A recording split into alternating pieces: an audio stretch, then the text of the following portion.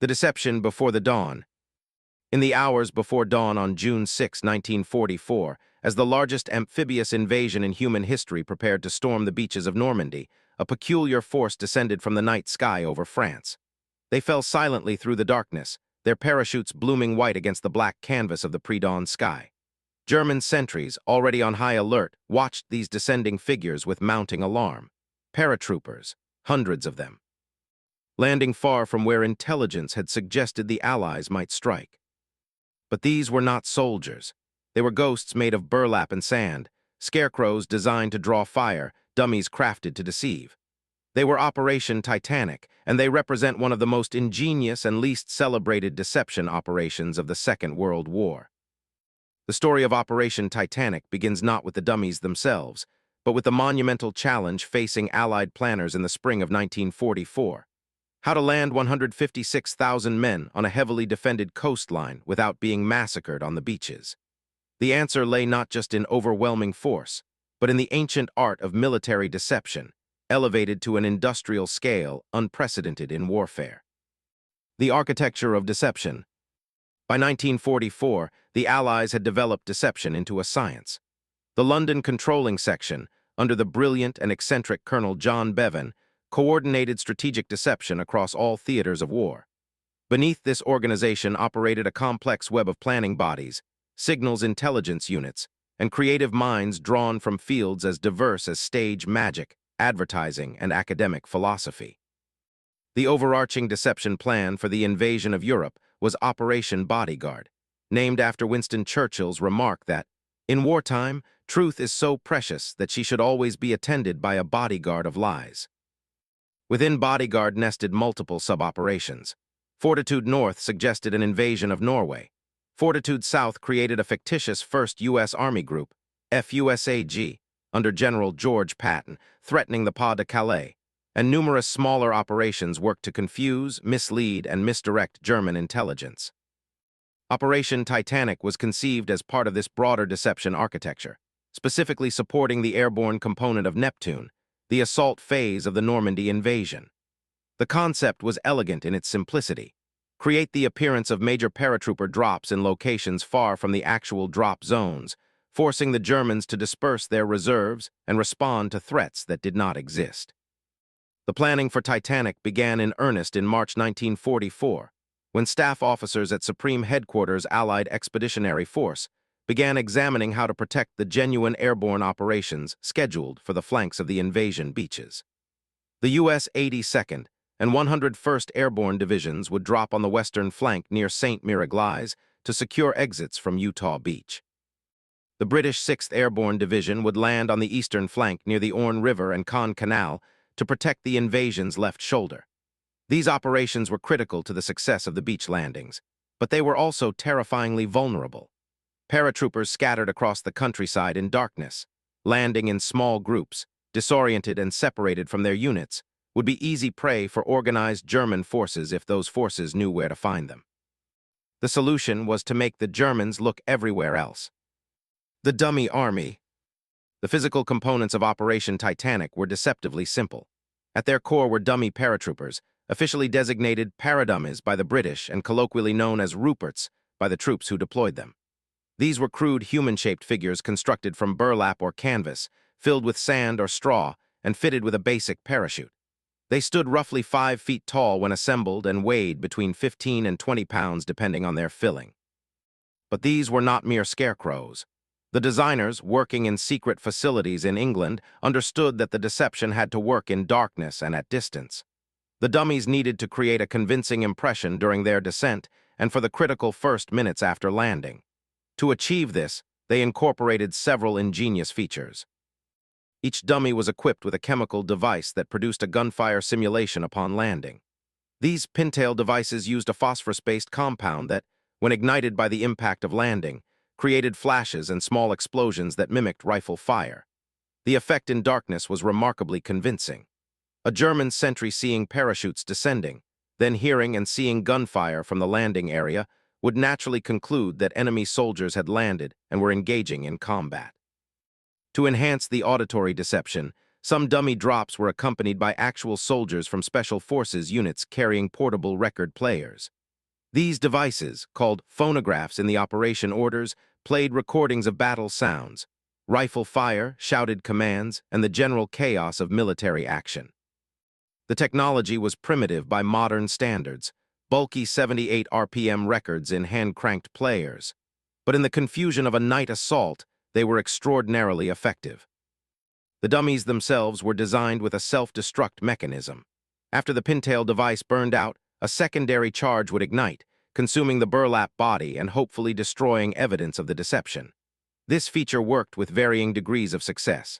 Some dummies burned completely, others left recognizable remnants that German soldiers discovered in the morning light. But by then, the deception had served its purpose. Manufacturing these dummies presented its own challenges.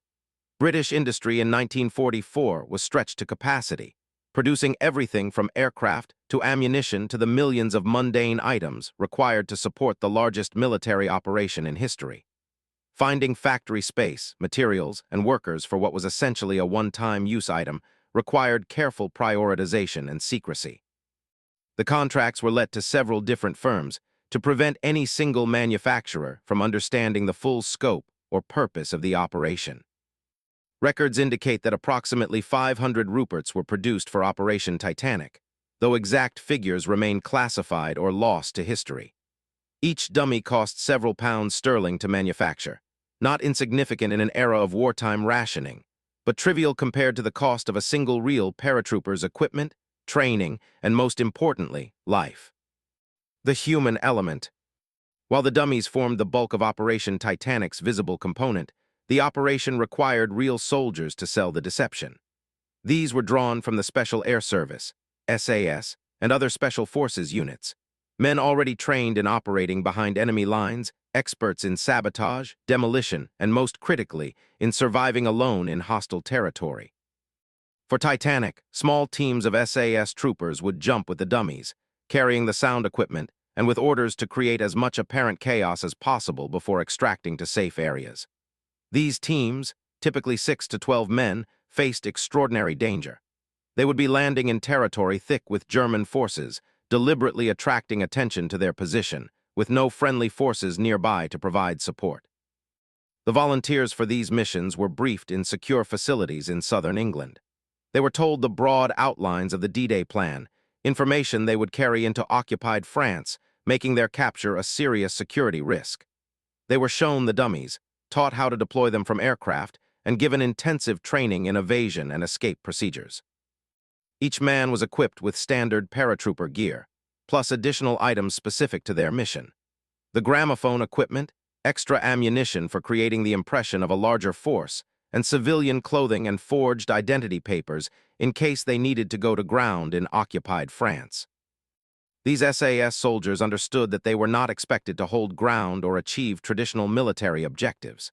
Their mission was pure theater: create noise, create confusion, create the impression of a major airborne assault, then disappear into the night. Success would be measured not by ground taken or enemies killed, but by German forces diverted from the actual landing zones. The psychological burden on these men was considerable. Paratroopers jumping as part of a division, surrounded by thousands of comrades, could at least rely on landing in an area where friendly forces would eventually concentrate. The Titanic teams would be entirely alone, deliberately exposing themselves to enemy attention in an area where no rescue would come. Several soldiers later recalled the peculiar loneliness of that mission, dropping into France with an army of cloth dummies as their only companions. The plan takes shape. As D-Day approached, the final operational plan for Titanic emerged from the complex planning apparatus at SHAEF. The operation would consist of 4 separate dummy drops, designated Titanic North, Titanic South, Titanic East, and a smaller diversionary drop later named Titanic West, though this last designation appears inconsistently in the historical record. Titanic North would deploy northwest of the actual British drop zones, near Marigny in the Cotentin Peninsula, creating the impression of an airborne assault aimed at cutting off the peninsula. Titanic South would drop southwest of the American airborne drop zones, near Lessay, suggesting an attempt to block German reinforcements from the south. Titanic East would occur near Ivitot, northeast of the actual invasion beaches, implying a thrust toward the critical port of Le Havre. Each drop zone was carefully selected based on multiple criteria. It needed to be far enough from the actual drops to draw German forces away, but not so far that Germans would immediately recognize it as impossible for real paratroopers to achieve their tactical objectives. The terrain needed to be suitable for parachute operations, relatively open fields where dummies and men could land without immediately hanging up in trees or landing in water. And critically, each zone needed to be in an area where German forces were positioned to respond, but not so heavily defended that the small SAS teams would be immediately overwhelmed. The timing was equally crucial. The dummy drops needed to occur in the narrow window after German radar detected the approaching aircraft, but before the main airborne forces jumped. This would ensure maximum confusion during the critical hours when German commanders were trying to determine the scope and location of the Allied assault. The dummies would hit the ground roughly 30 to 60 minutes before the actual paratroopers, giving German forces just enough time to react and commit reserves to the wrong locations. The aircraft for the operation would be Armstrong Whitworth Albemarle bombers and Handley Page Halifax heavy bombers, converted for special operations use. These aircraft, painted in the black livery of night operations and crewed by experienced special operations pilots, would fly low and slow over the drop zones, manually pushing the dummies out of the bomb bays or side doors. The SAS teams would exit last, using standard paratrooper procedures. In the days before D-Day, as the invasion force assembled in southern England and weather forecasts were anxiously monitored, the Titanic teams went through final preparations. The dummies were loaded into aircraft, checked and rechecked. Sound equipment was tested. Escape maps were memorized. Each soldier wrote the traditional last letter home to be delivered only if he failed to return. The night of nights, June 5, 1944, brought the momentous decision to proceed. Weather conditions, while not ideal, were deemed acceptable. General Eisenhower, Supreme Commander of Allied Forces, gave the order that set Operation Overlord into motion. Across southern England, men boarded aircraft, ships slipped their moorings, and the vast machinery of invasion began its inexorable movement toward the French coast. For the Titanic teams, departure came in the late evening of June 5th. The modified bombers carrying the dummies and their SAS escorts took off from bases in southern England, climbing into the darkness over the English Channel. The flight across the Channel was tense but uneventful. German radar detected the approaching aircraft, but in the confusion of the massive air armada heading toward France, over 13,000 Allied aircraft would be airborne that night. Individual groups of planes were impossible to track with precision. The crews of the Titanic aircraft navigated by dead reckoning and radio beacons, seeking their drop zones in the darkness below. This was flying at its most demanding, low altitude, poor visibility, over enemy territory bristling with anti-aircraft guns. The pilots held steady courses despite the danger, knowing that accuracy in the drop zones was essential to the operation's success. At approximately 30 hours on June 6th, Titanic North began its drop near Marigny. The first dummies tumbled out into the darkness, their parachutes deploying automatically. Below, German sentries heard the distinctive sound of aircraft overhead, then saw the white blooms of parachutes descending. Alert units scrambled to respond. As the dummies hit the ground, their pintail devices ignited with satisfying effect. Small explosions and flashes lit up the Norman countryside. To observers on the ground, it appeared that a substantial paratrooper force had just landed and was engaging in combat. The SAS team dropped minutes later, immediately setting up their gramophones and adding to the confusion with actual rifle fire and the recorded sounds of battle. German response was swift. Units in the area were roused and dispatched to engage the apparent airborne threat. Field telephones crackled with reports of enemy paratroopers, numbers unknown but substantial, landing near Marigny. At German command posts, staff officers began moving pins on maps and issuing orders for reserves to respond to this new threat. Similar scenes played out at the other Titanic drop zones. Titanic South deployed its dummies near Lessay, where the response was even more vigorous. A German infantry battalion stationed nearby immediately moved toward the drop zone, deploying in combat formation to engage the enemy paratroopers. Artillery batteries were alerted and began plotting firing solutions on the suspected landing areas. Titanic East, near Ivitot, achieved perhaps the greatest success. The dummies landed in an area patrolled by elements of the German 7th Army, which immediately reported a major airborne assault. This location was particularly well chosen because it suggested that Allied forces were attempting to seize the approaches to Le Havre, one of the major ports along the French coast. The German response committed significant forces to the area, forces that would not be available when the actual invasion beaches needed reinforcement hours later. The SAS teams, having created their initial chaos, now faced the dangerous task of extraction. Operating procedures called for them to evade toward predetermined rendezvous points where they would either link up with advancing Allied forces or go to ground with the assistance of French resistance networks. These men now moved through the darkness, hearing behind them the sounds of German forces responding to the phantom threat they had created. Not all survived. At least 2 members of the Titanic teams were captured in the hours after the drop. One was killed in a firefight with German troops. Their sacrifice, while tragic, was part of the calculated risk of the operation. The dummies and sound devices had done their job. Now it was a matter of whether the human operators could escape the trap they had deliberately sprung. The German response. To understand the success of Operation Titanic, one must examine the situation from the German perspective. The German defense of France in June 1944 was hamstrung by multiple factors: divided command authority, ongoing disputes between field commanders about how to defend against invasion, inadequate reserves, and most critically, uncertainty about where the Allies would strike. German intelligence had correctly identified that an invasion was imminent and that Normandy was one possible landing site. However, they also believed that the Pas de Calais was the more likely target, a belief carefully cultivated by Operation Fortitude South. Field Marshal Erwin Rommel, commanding Army Group B responsible for the defense of northern France, had fought to position forces close to likely invasion beaches, believing that the Allies must be defeated at the waterline.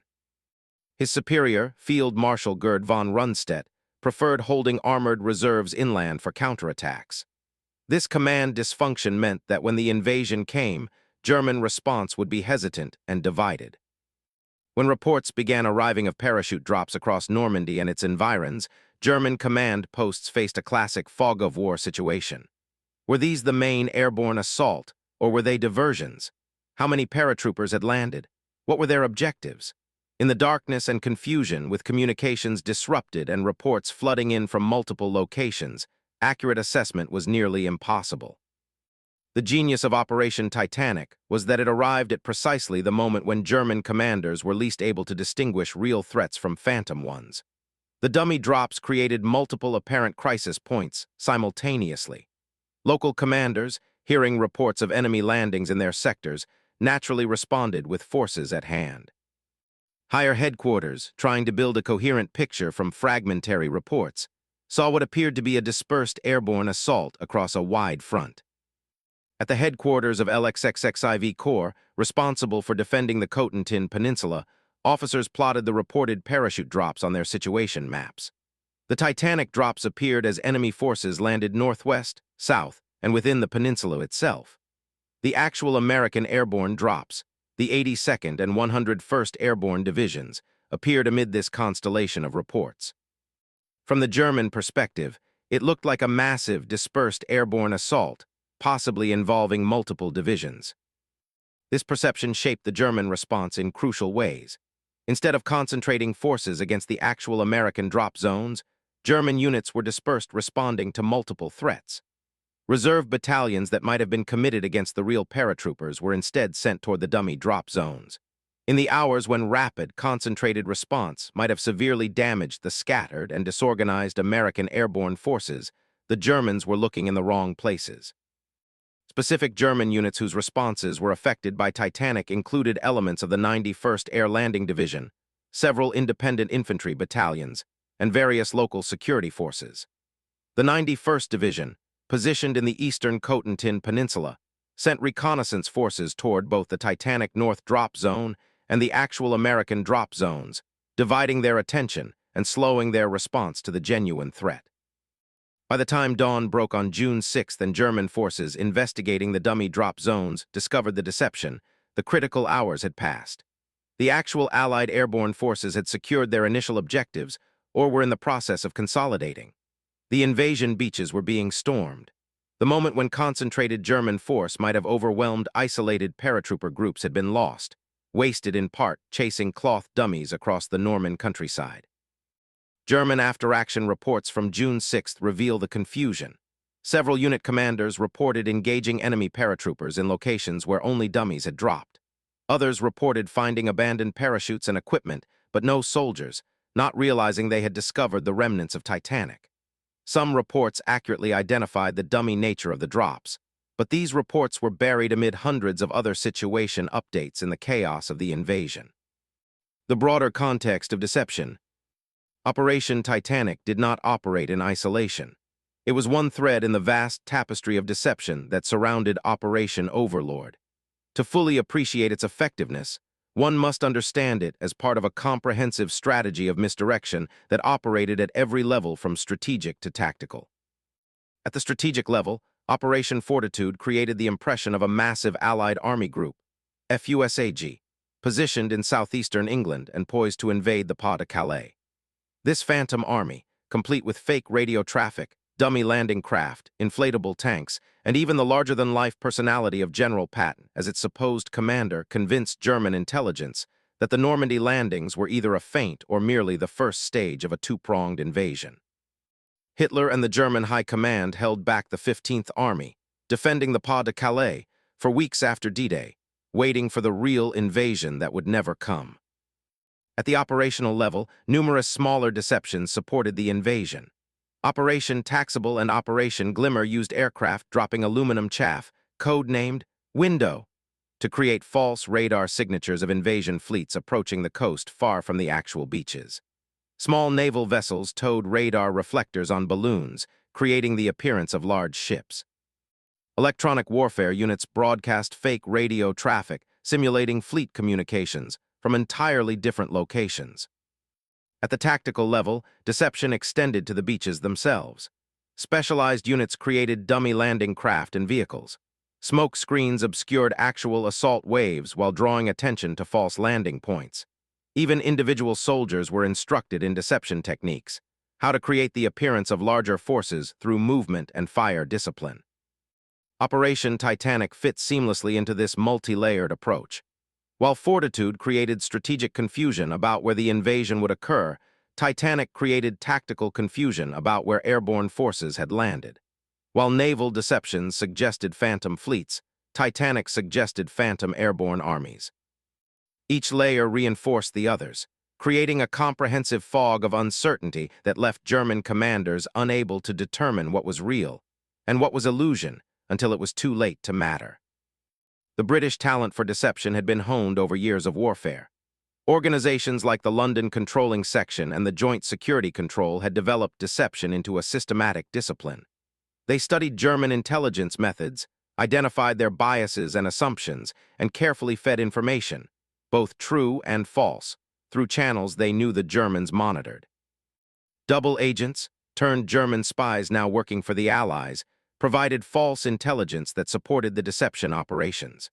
Signals intelligence, including the breaking of German codes through the Ultra program, allowed the Allies to assess whether their deceptions were working by reading German reactions in near real time. This systematic approach to deception represented a revolution in warfare as significant as the development of radar or the jet engine. Previous generations of military commanders had certainly employed ruses and stratagems. Military deception is as old as warfare itself. But the Allies in World War II developed it into an industrial-scale operation, employing hundreds of specialists, sophisticated technology, and unprecedented coordination across multiple theaters and services. Titanic exemplified this approach. It was not a spur-of-moment improvisation, but a carefully planned operation with dedicated resources, specialized equipment, and integration with broader strategic goals. Its planners understood German defensive dispositions, predicted their likely responses, and crafted an operation designed to exploit specific vulnerabilities in German command and control. Technical innovations. The technology employed in Operation Titanic, while seemingly simple, represented significant innovation in several areas. The dummies themselves were the product of extensive research and development. Early prototypes had been tested in various locations across Britain, with observers positioned at different distances and under different lighting conditions to assess their effectiveness. The pintail devices that simulated gunfire were particularly clever pieces of engineering. They needed to be lightweight enough not to significantly affect the dummy's parachute descent, reliable enough to function after the shock of landing, and sophisticated enough to create a convincing simulation of rifle fire. The chemical composition was critical. It needed to burn bright and loud, but not so intensely that it would obviously be recognized as a chemical device rather than actual gunfire. The parachutes used for the dummies were modified versions of standard military parachutes, scaled down and simplified to reduce cost and weight. They needed to be reliable enough to ensure the dummy reached the ground in a recognizable form rather than plummeting like a stone, but they didn't need the sophisticated steering and reliability features of actual military parachutes. The canopy was smaller, the suspension lines simpler, and the entire assembly designed for one-time use. Sound equipment presented unique challenges. Portable gramophones of sufficient volume to simulate battle sounds needed to be rugged enough to survive parachute drops, compact enough for soldiers to carry along with their other equipment, and simple enough to operate in darkness under stress. The recordings themselves had to be carefully crafted to sound realistic at a distance, with the right mix of small arms fire, explosions, and human voices to create the impression of actual combat. Interestingly, the planners considered, but ultimately rejected several more sophisticated approaches. One proposal involved using small explosive charges on timers to simulate artillery fire, rejected as too dangerous for the SAS teams and too likely to cause unwanted casualties among French civilians. Another idea was to include dummy equipment pods that would be dropped with the dummies, creating the appearance of paratroopers' weapons containers, rejected as too expensive and complex to manufacture in the required numbers. The operation also benefited from advances in aircraft navigation and bombing technology. The modified bombers used for Titanic drops were equipped with improved navigation instruments that allowed relatively accurate drops at night over unfamiliar terrain. While not as sophisticated as the Pathfinder technology used by the main airborne forces, these systems were sufficient to place the dummies close enough to their intended drop zones to achieve the desired effect. Measuring success. Assessing the success of Operation Titanic is challenging because it is fundamentally a counterfactual exercise. One must evaluate what didn't happen because of the operation. German forces that responded to dummy drops were not available to respond to actual drops. Time and resources spent investigating phantom threats were not spent addressing real threats. But measuring precisely how many German soldiers were diverted, for how long, and what difference that made to the success of the actual airborne operations is difficult with available evidence. However, several pieces of evidence suggest that Titanic achieved its objectives. German after-action reports from June 6 consistently show confusion about the scope and location of Allied airborne operations. Units reported engaging or pursuing enemy paratroopers in locations where only Titanic dummies had dropped. Timestamps on German situation reports reveal delays in concentrating forces against the actual American airborne drop zones, delays that can be partially attributed to the dispersed apparent threat created by Titanic. Allied intelligence assessments, conducted shortly after D-Day by interrogating captured German soldiers and examining captured documents, concluded that the deception operations, including Titanic, had achieved significant success. German commanders at various levels reported that they had been unsure where the main airborne assaults were occurring during the critical first hours of the invasion. More broadly, the success of the Allied airborne operations themselves suggests that German response was slower and more dispersed than it might otherwise have been. While the American airborne drops were chaotic, many soldiers landed far from their intended drop zones, and units were scattered across the countryside. They were able to achieve their key objectives. German counterattacks, when they came, were piecemeal and uncoordinated rather than the massive, immediate response that might have overwhelmed the isolated and disorganized American paratroopers. The British 6th Airborne Division, dropping on the eastern flank, achieved its objectives with remarkable efficiency, securing key bridges and establishing defensive positions. While German response was eventually substantial, This was the sector where serious armored counterattacks developed later on D-Day. The initial hours saw confused and inadequate German response. Titanic East, by suggesting an airborne assault toward Le Havre, may have contributed to this initial confusion. Casualty figures provide another measure, albeit imperfect. American airborne casualties on D-Day, while significant, were lower than the worst-case scenarios that planners had feared. Approximately 2,500 men from the 82nd and 101st Airborne Divisions were killed, wounded, or missing on June 6, a casualty rate of roughly 12% of the force engaged. Considering the chaos of the drops and the vulnerability of scattered paratrooper groups, this suggests that German response, while eventually vigorous, was initially disrupted enough to allow the airborne forces to organize effective resistance. The SAS teams employed in Titanic paid a price for their success. Of the approximately 60-70 men believed to have participated in the operation, at least a dozen were killed, captured, or reported missing in action. Several others were wounded but managed to evade capture. The survivors, scattered across Normandy, spent days or in some cases weeks making their way back to Allied lines, surviving through a combination of escape training, assistance from French resistance networks, and luck. The human cost and achievement. Behind the statistics and strategic assessments lie individual stories of courage and sacrifice. The men who flew the Titanic missions did so knowing they were inserting themselves into hostile territory with minimal hope of immediate support or rescue. They were volunteers in the truest sense, accepting extraordinary risk for an operation that, if successful, would never receive the recognition of a conventional military victory. One such soldier was Lance Corporal Robert "Bobby" Jones of the SAS, part of the Titanic South team. Jones, a 24-year-old from Lancashire, had already participated in several operations behind enemy lines in North Africa and Italy. On the night of June 5-6, 1944, he jumped into France carrying a gramophone and recordings of battle sounds, tasked with creating the impression of a major paratrooper landing where none existed. Jones's memoir, written decades after the war, describes the surreal quality of that mission. He recalled setting up the gramophone in a Norman field while tracer fire from confused German units streaked overhead. He played recordings of shouted commands and rifle fire while actual bullets snapped through the air around him. After an hour of this theatrical but deadly performance, he disabled the gramophone, buried his parachute and SAS uniform, and began moving east in civilian clothing, navigating by stars toward where he hoped Allied forces would be landing. For 6 days, Jones moved through occupied Normandy, hiding in barns, receiving food from sympathetic French civilians who risked their lives to shelter him, and evading German patrols. He finally made contact with elements of the British 6th Airborne Division on June 12th, one of the last Titanic participants to successfully return to Allied lines.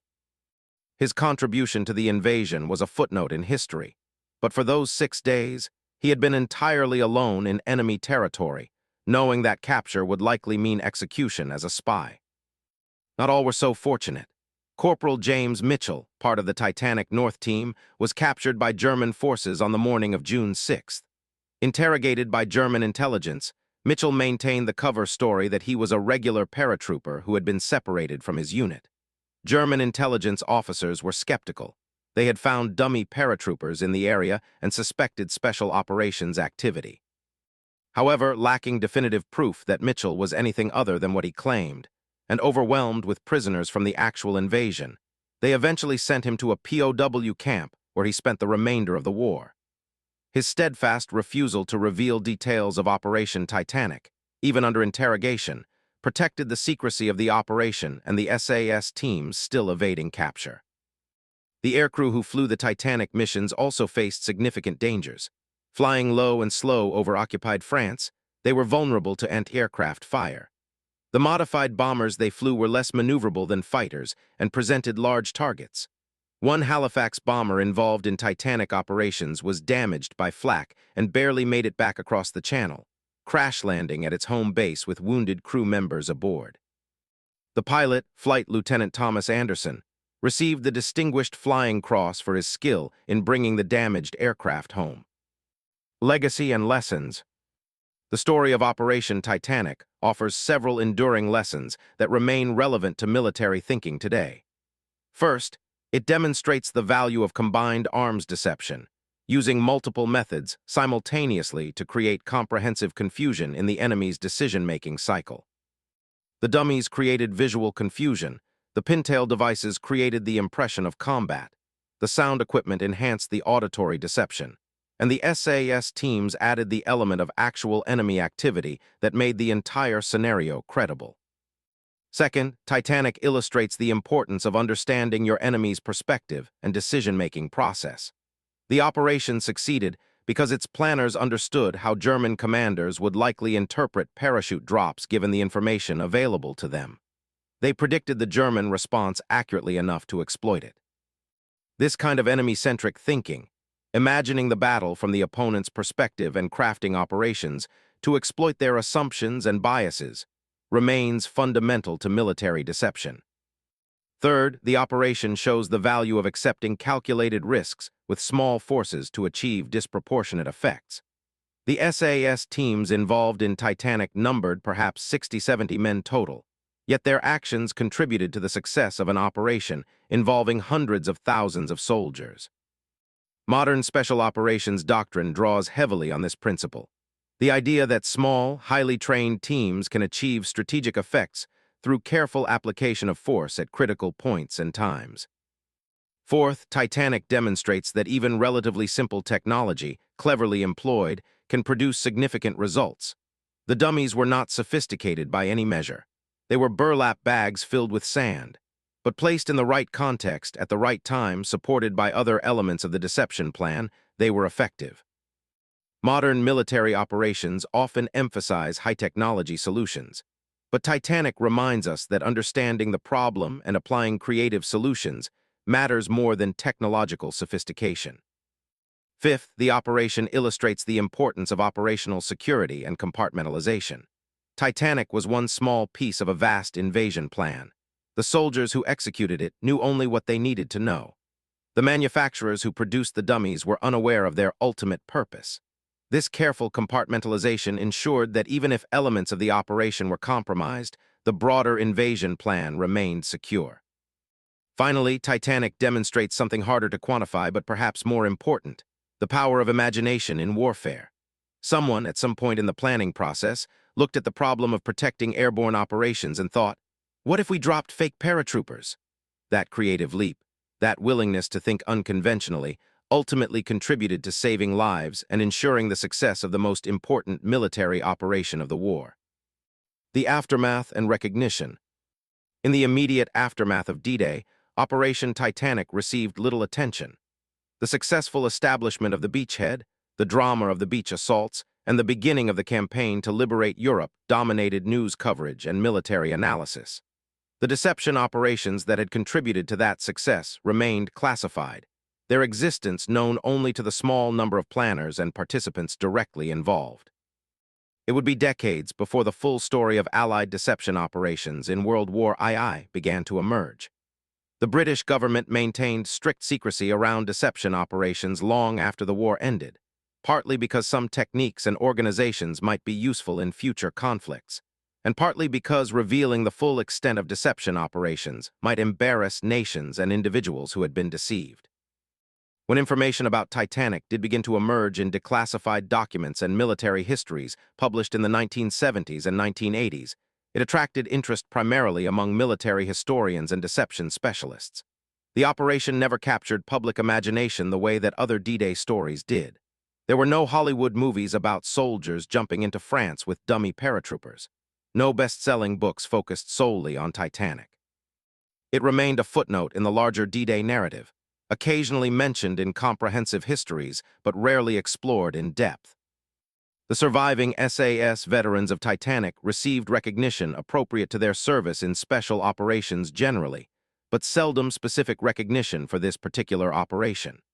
Many were decorated for gallantry during the war, though the citations typically referred vaguely to operations in occupied France without specifying details.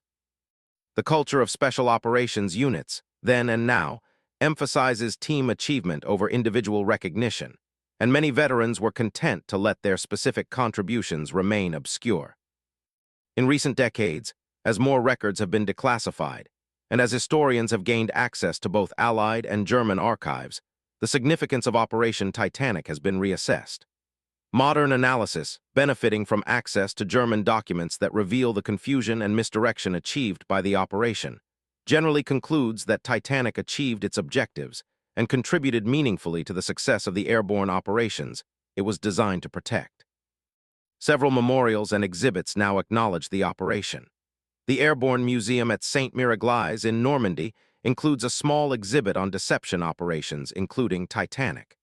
The SAS Regimental Museum at Hereford, England, preserves artifacts and documentation related to the operation. A few original Ruperts, the dummy paratroopers, have survived and are displayed in various military museums, curiosities that prompt visitors to consider the ingenuity and desperation of total war. Broader impact on military doctrine. Operation Titanic's influence on subsequent military thinking extends beyond its immediate tactical success. The operation became a case study in military deception courses at various war colleges and training institutions. Its elegant simplicity, create apparent threats to disperse enemy forces, is a principle that has been applied in numerous conflicts since 1944. During the Cold War, NATO planning incorporated extensive deception operations as part of its defensive strategy against potential Warsaw Pact aggression. While details remain classified, it is known that plans existed for dispersing dummy equipment, creating false radio traffic, and employing other deception techniques to confuse Soviet commanders about NATO's dispositions and intentions. The lessons of Titanic, that even crude deceptions can be effective if properly integrated into a broader operational plan, influenced this planning. In the 1991 Gulf War, coalition forces employed deception extensively. Marines conducted elaborate rehearsals of amphibious assaults that were clearly visible to Iraqi observation, creating the impression that the main coalition attack would come from the sea against Kuwait's coast. Meanwhile, the actual main attack, a sweeping ground offensive through the desert, caught Iraqi forces out of position. This operational-level deception echoed the principles demonstrated by Titanic. Create apparent threats to fix enemy forces while striking where they are not prepared. More recently, in an era of sophisticated surveillance satellites and real-time intelligence, military deception has become both more challenging and more important. Adversaries can observe troop movements, monitor electronic emissions, and track logistics flows with unprecedented precision. Yet this same surveillance can be exploited by clever deception, feeding false information through channels the enemy is known to monitor, creating decoys sophisticated enough to fool sensors, and exploiting the tendency of intelligence analysts to see what they expect to see. The DNA of Operation Titanic, understanding what the enemy will observe and shaping that observation to support false conclusions, remains relevant.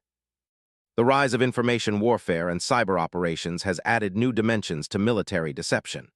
Modern operations combine traditional physical deception with electronic warfare, cyber attacks, and information operations to create multi-domain confusion.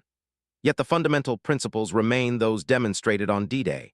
Understand your enemy's decision-making process, create ambiguity and uncertainty, force them to disperse resources, and strike where they are not prepared. Operation Titanic, for all its vintage technology of burlap dummies and gramophone records, exemplified thinking that remains current. Technical and tactical evolution. While Operation Titanic itself was a one-time operation specific to D-Day, the concept of deploying dummy equipment to deceive enemy forces has evolved continuously since 1944. The immediate successor to the Rupert dummies were improved versions used in subsequent airborne operations in Europe. Operation Market Garden, the ambitious but ultimately unsuccessful attempt to seize bridges across the Rhine in September 1944, included dummy parachute drops as part of its deception plan, though on a smaller scale than Titanic. Post-war, as military technology advanced, so did deception technology. The inflatable dummy tanks used as part of Operation Fortitude evolved into increasingly sophisticated decoys. Modern military decoys can include radar reflectors to mimic the electronic signature of actual equipment, heat sources to fool infrared sensors, and even remote-controlled movement capabilities to enhance realism. In the realm of airborne deception, the concept pioneered by Titanic has been refined and updated. Modern military forces maintain stocks of sophisticated aerial decoys that can be deployed from aircraft to confuse enemy air defenses and intelligence. These range from simple chaff and flares used to decoy missiles, to complex electronic warfare pods that can simulate the radar signature of multiple aircraft, to sophisticated unmanned aerial vehicles designed to be mistaken for manned combat aircraft. The SAS team's use of sound equipment to simulate battle has likewise evolved. Modern military forces can deploy acoustic decoys that simulate the sound of vehicles, helicopters, or troop movements. These devices, far more sophisticated than the gramophone records of 1944, can be programmed with libraries of sounds and can operate autonomously for extended periods. The psychological effect remains the same as in Operation Titanic, enemy forces responding to apparent threats that don't exist. Perhaps most significantly, the integration of deception into comprehensive operational planning, demonstrated so effectively in the D-Day operations, has become standard military practice. Modern military doctrine across multiple nations treats deception not as an optional add-on, but as a fundamental component of operational planning. Every major operation includes a deception plan, coordinated with the main effort and designed to exploit specific enemy vulnerabilities. The French civilians' experience. An often overlooked aspect of Operation Titanic is its impact on the French civilians living in and near the dummy drop zones. For the people of Normandy, the night of June 5-6, 1944, was one of terror, hope, and confusion in equal measure. Years of occupation had taught them to fear the sounds of aircraft overhead and the violence that often followed. When the dummies began falling and the pintail devices ignited, simulating combat, many civilians huddled in their homes, unsure what was happening but certain it was dangerous. In the village of Marigny, near the Titanic North Drop Zone, several families recalled hearing what sounded like a battle erupting in the fields outside their homes in the middle of the night.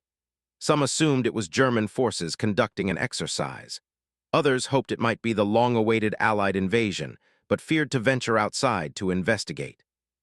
When German troops moved through the village in the early morning hours of June 6th, searching for reported paratroopers, civilians were questioned but had little information to provide. They had heard fighting but seen nothing. The discovery of the dummy paratroopers in the morning created its own confusion. Some French civilians found the dummies before German forces did and were puzzled by their nature. Were they some sort of new weapon? A failed German exercise?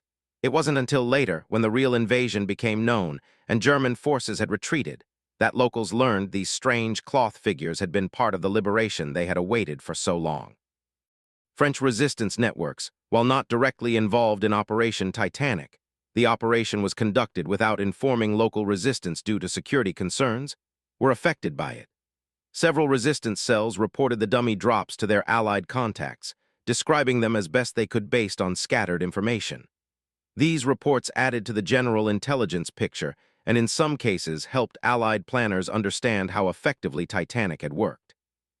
For years after the war, farmers in the drop zones would occasionally discover remnants of Operation Titanic, scraps of burlap, fragments of parachute harness, or pieces of the pintail devices. Some of these artifacts were preserved by local families as souvenirs of the liberation. Others were simply discarded as war debris, the farmer having no idea of their significance. In the decades since, as the story of Titanic has become better known, these Norman communities have come to take pride in their small role in D-Day history. Local historians have researched which fields the dummies landed in, and markers have been placed in some locations. Older residents who remember that night have been interviewed for historical projects, their memories of confusion and fear balanced by pride that their corner of France contributed, however strangely, to the liberation. Comparative analysis with other deception operations. Operation Titanic, while unique in its specific execution, was one of many deception operations employed during World War II. Comparing it with other operations illuminates what made Titanic effective and what lessons can be drawn for military deception more broadly. Operation Bertram, the elaborate deception plan that preceded the Battle of El Alamein in North Africa in 1942, provides an interesting contrast. Bertram employed massive amounts of dummy equipment, fake tanks, artillery pieces, and supply dumps, to convince German forces that the British attack would come in a different location and at a different time than planned. Like Titanic, Bertram relied on creating false indicators that the enemy would observe and misinterpret. However, Bertram operated over weeks and involved thousands of tons of dummy equipment, while Titanic was executed in a single night with relatively minimal resources. The effectiveness of both operations demonstrates that deception can work at multiple scales and timelines. Bertram's extended timeline allowed for a complex, layered deception that withstood German intelligence scrutiny over time. Titanic's concentrated execution provided maximum impact during the critical window when German response could have disrupted the invasion. Both approaches have merit depending on operational requirements. Operation Mincemeat, the famous deception where British intelligence planted false documents on a corpse dressed as a Royal Marines officer and allowed it to wash ashore in Spain, represents another approach to deception entirely.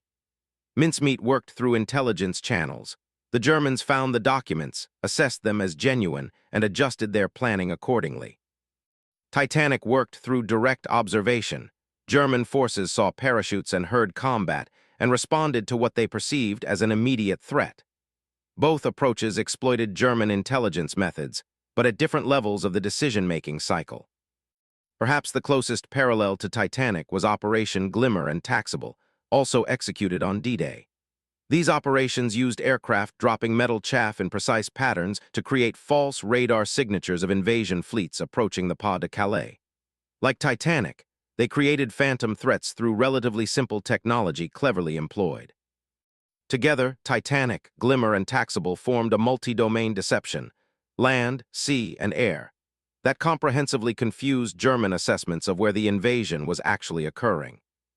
The Japanese, interestingly, developed their own dummy paratrooper concepts during the war, but employed them differently. Japanese forces used dummy drops primarily for training, and occasionally to spread panic among civilian populations in occupied territories. They never developed the systematic integration of dummy drops into larger operational deception plans that characterized Allied operations like Titanic. This reflects broader differences in how the combatants approached deception. The Allies developed it into a systematic discipline, while Axis forces tended to employ it opportunistically and inconsistently. The role of intelligence in validating deception. One crucial but often overlooked aspect of Operation Titanic's success was the ability of Allied intelligence to validate that the deception was working. This validation came from multiple sources, but most importantly from Ultra, the Allied code-breaking program that had cracked German military ciphers. Throughout D-Day and the days following, Allied intelligence officers at Bletchley Park and other facilities monitored decrypted German communications, looking for evidence of how the Germans were interpreting and responding to the invasion. Reports of German units being dispatched to dummy drop zones, confusion in German situation reports about the scope and location of airborne operations, and delays in German reinforcement of the actual invasion areas all appeared in decrypted messages. This intelligence feedback loop was crucial. It allowed Allied commanders to assess in near real time whether their deception operations were having the desired effect. If Ultra intercepts had revealed that the Germans had quickly recognized Titanic as a deception, Allied commanders might have adjusted their plans or prepared for more vigorous German counterattacks against the actual airborne forces. Instead, the intercepts revealed exactly the kind of confusion and misdirection that planners had hoped to achieve. This capability to validate deception in real time was unprecedented in military history and represented a tremendous advantage. In previous wars, commanders executing deception operations had to wait days or weeks to learn whether their ruses had worked, often discovering the truth only in battle. Ultra gave Allied commanders the extraordinary advantage of reading the enemy's mail, effectively seeing their own deception operations from the German perspective. The intelligence gained from Ultra also helped protect Operation Titanic itself. If German communications had suggested they were on the verge of understanding Allied deception methods, planners might have canceled or modified Titanic to prevent compromise. In the event, German communications revealed that while they eventually discovered the dummy paratroopers, they never fully understood the scope or sophistication of Allied deception operations, allowing similar techniques to be employed throughout the remainder of the war. This symbiotic relationship between deception operations and signals intelligence remains relevant. Modern military forces conducting deception operations must simultaneously monitor adversary intelligence and communications to assess whether the deception is succeeding. The specific technologies have evolved. Modern signals intelligence is vastly more sophisticated than the code-breaking of World War II. But the fundamental principle remains. Effective deception requires feedback to confirm it is achieving its intended effect. Counterfactual analysis, D-Day without Titanic. One valuable way to assess Operation Titanic's significance is to consider the counterfactual. What might have happened on D-Day if Titanic had not been executed? While such analysis necessarily involves speculation, it can be informed by what we know about German forces, dispositions, and responses. Without Titanic, German forces in the areas surrounding the actual Allied airborne drop zones would have had fewer competing demands on their attention during the critical early hours of June 6. Units that historically responded to dummy drops might instead have concentrated more quickly against the actual American and British paratroopers. This could have led to several negative outcomes for the Allies. First, the already chaotic American airborne drops might have faced more concentrated and immediate German response. The 82nd and 101st Airborne Divisions were scattered across a wide area, with many soldiers landing far from their intended drop zones. Small groups of paratroopers spent the early hours of D-Day coalescing into effective fighting forces. If German response had been more concentrated and immediate, these vulnerable groups might have been overwhelmed before they could organize effective resistance. Second, German reinforcements moving toward the invasion beaches might have moved more quickly and directly if they had not been diverted toward dummy drop zones. Historical records show various German units being delayed or redirected during the night of June 5-6 and the morning of June 6. While Titanic was not the only cause of these delays, general confusion, Allied air superiority, and other factors all played roles. It contributed to the Germans' inability to mass forces quickly at the critical points. Third, the British 6th Airborne Division, while more successfully concentrated than its American counterparts, still faced a vulnerable period in the early hours after landing. German forces that might have been able to contest key objectives like the Pegasus Bridge and the Merville Battery more effectively were potentially diverted or delayed by Titanic East's suggestion of airborne operations toward Le Havre. However, this counterfactual analysis must be balanced by several considerations. German response on D-Day was hampered by many factors beyond Operation Titanic. Command confusion, with Rommel absent from his headquarters and Hitler asleep, no one daring to wake him with news of the invasion, meant that critical hours were lost at the strategic level. Allied air superiority disrupted German movements and communications. The success of other deception operations, particularly Fortitude South, meant that German reserves were held back from Normandy waiting for the real invasion at the Pas de Calais. Titanic was one piece of a comprehensive deception and disruption plan. Its absence would have weakened that plan, but whether it would have materially changed the outcome of D-Day is ultimately unknowable. What can be said with confidence is that Titanic contributed to the confusion and hesitation in German response during the critical early hours of the invasion, and that this contribution was achieved with minimal resources and at acceptable risk. Modern relevance and future applications. As warfare continues to evolve in the 21st century, the principles demonstrated by Operation Titanic remain surprisingly relevant. Modern military operations occur in an environment of ubiquitous surveillance, where satellites can photograph troop movements, signals intelligence can intercept communications, and cyber warfare can penetrate computer networks. Yet this same transparency creates opportunities for deception. The concept of multi-domain operations, currently emphasized in U.S. and NATO military doctrine, involves coordinating actions across land, sea, air, space, and cyber domains to achieve synergistic effects. Deception operations in this environment might involve creating false indicators in multiple domains simultaneously, much as D-Day deceptions created phantom threats across sea, Glimmer and Taxable, air, Titanic, and land, Fortitude's dummy equipment domains. Modern technology enables deceptions that would have seemed fantastical in 1944. Cyber operations can insert false data into enemy intelligence systems. Electronic warfare can create false signatures of aircraft or ships. Sophisticated decoys can fool not just human observers, but also automated sensors and recognition systems. Yet the fundamental challenge remains what it was for Operation Titanic. Create an appearance that the enemy will observe, believe, and act upon in ways that serve your purposes. The rise of unmanned systems, drones, autonomous vehicles, and robotic platforms creates new opportunities for deception reminiscent of Titanic's dummy paratroopers. Inexpensive decoy drones can be deployed in large numbers to confuse enemy air defenses or surveillance systems. These modern Ruperts can be far more sophisticated than their burlap predecessors, with electronic emissions that mimic real systems, but the core concept remains. Create false targets that appear real to the enemy's sensors. Artificial intelligence and machine learning present both challenges and opportunities for military deception. AI systems that analyze intelligence data might be more difficult to fool than human analysts. They don't have cognitive biases or assumptions that can be exploited. However, they can be vulnerable to adversarial attacks, where carefully crafted false data causes the AI to draw incorrect conclusions.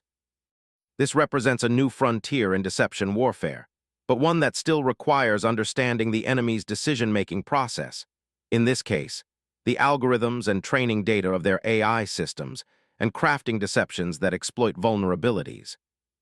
The proliferation of information through social media and open-source intelligence creates another new dimension for deception operations. During World War II, controlling information required controlling traditional media and communications. Today, information spreads instantly through countless channels. Military operations that once would have remained secret for years are photographed by soldiers' smartphones and shared online within hours. This transparency makes some forms of deception more difficult, but creates opportunities for others. False information can be deliberately leaked through social media to confuse adversaries, or genuine activities can be portrayed in misleading ways to create false impressions. Looking forward, the principles demonstrated by Operation Titanic, understand your enemy, create ambiguity and uncertainty, force dispersal of enemy resources, and strike where they are not prepared, will remain relevant regardless of how technology evolves. The specific methods will change, but the fundamental human and organizational factors that make deception possible will persist. Commanders will still need to make decisions based on incomplete information. Intelligence analysts will still be vulnerable to seeing what they expect to see. And clever deception operations will continue to exploit these human factors to achieve disproportionate effects. Conclusion: the dummies that changed history. Operation Titanic occupies a peculiar place in military history, a successful operation that few have heard of, employing crude technology to achieve sophisticated effects, risking the lives of a handful of brave men to protect thousands more. Its dummy paratroopers, cloth figures filled with sand, seem almost absurd when described outside their operational context.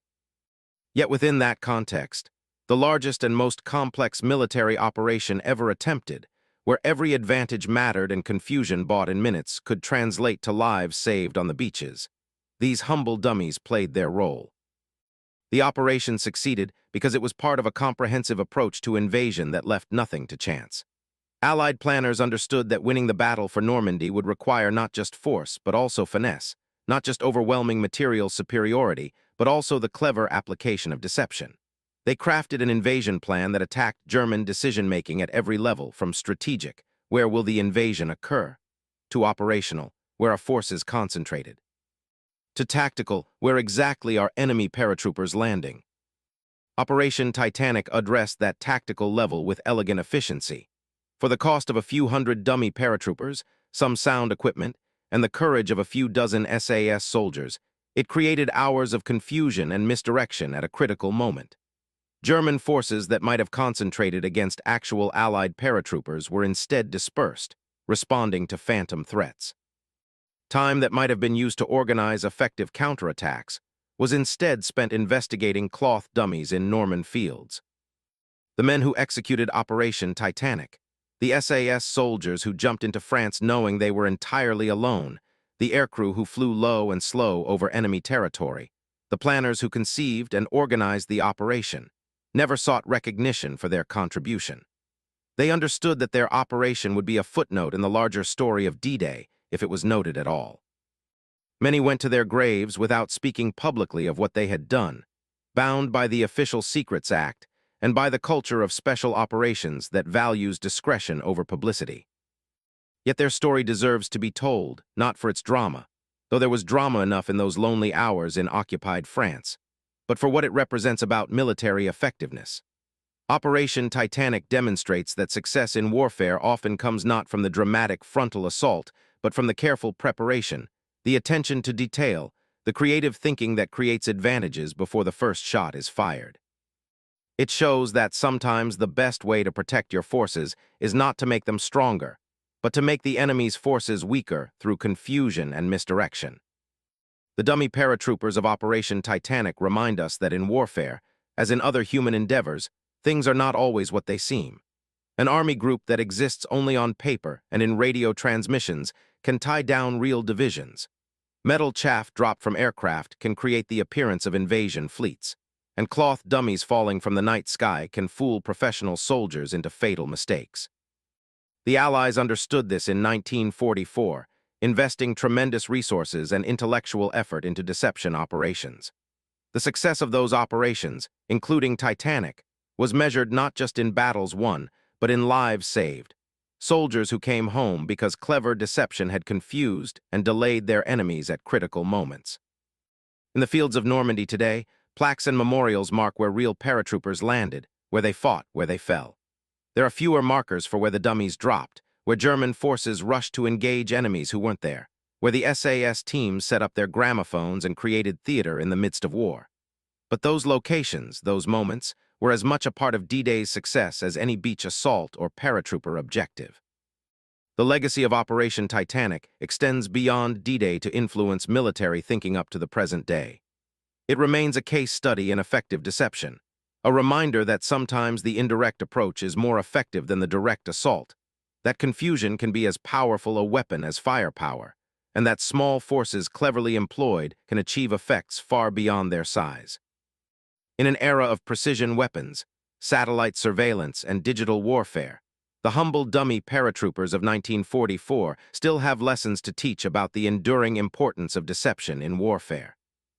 On June 6, 1944, as real paratroopers fought for their lives on the flanks of the invasion beaches, as infantry struggled through the surf toward fortified positions, as the liberation of Europe hung in the balance, cloth dummies filled with sand lay scattered across Norman fields, their brief moment of utility already passed. They had done their job. They had fallen from the sky, they had drawn fire, they had created confusion, they had bought time measured in precious minutes and hours. They were, in the end, only dummies, but for one night in the right place at the right time they had been enough, and in war enough is everything.